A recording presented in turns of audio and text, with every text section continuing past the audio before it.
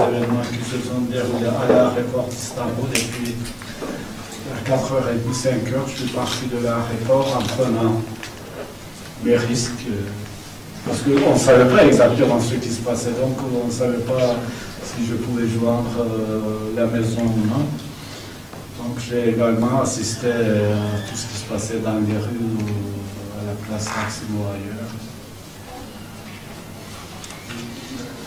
Moi je peux vous dire, si vous me demandez mon avis, le résumé c'est que j'ai vu un peuple héroïque, vraiment. Et je pense que dans la presse étrangère, on n'en parle pas assez parce que j'ai vu tous ces gens-là, tous ces civils-là, malgré le couvre-feu ou l'interdiction d'aller dans les rues.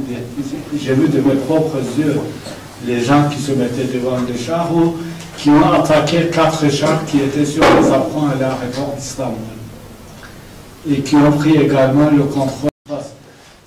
Les militaires qui bombardent l'Assemblée nationale, le palais présidentiel ou le quartier général des forces spéciales de la police, vous ne pouvez jamais contrôler un tel scénario. On avait fermé ses journaux, sa télévision. C'est pour ça l'Occident, on criait sans arrêt le président Erdogan veut devenir un dictateur parce qu'il est en train de museler l'opposition et tout. Vous vous rappelez? Quand on a fermé, quand il y a eu un ombudsman pour le journal et les télévisions de Imam Gülen, c'est-à-dire Zaman et ses chaînes de télévision. Et puis après, quand on a commencé à nettoyer le système judiciaire, les juges sympathisants de mouvement. Le chiffre que vous citez, 50 000 arrêtés, interpellés, licenciés, c'est un chiffre énorme, ouais, qui est bouleversant.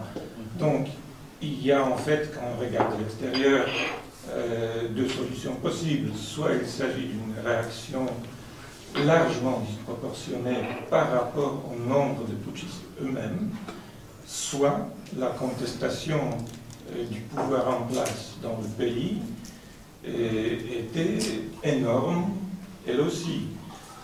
Si vous aviez, d'ailleurs je me pose la question de l'article 15, c'est pas une dérogation totale où nous n'allons pas jeter dans la poubelle la convention. Non. Donc, comme la France, de toute façon, une fois que vous avez l'état d'urgence, vous n'avez pas le choix. Vous êtes obligé de faire une demande de dérogation. C'est comme la France l'a fait. Aujourd'hui, il y a la France et l'Ukraine qui bénéficient de cette dérogation. Que c'est l'article 15 qui s'applique. Bien sûr, qu'on fasse autrement.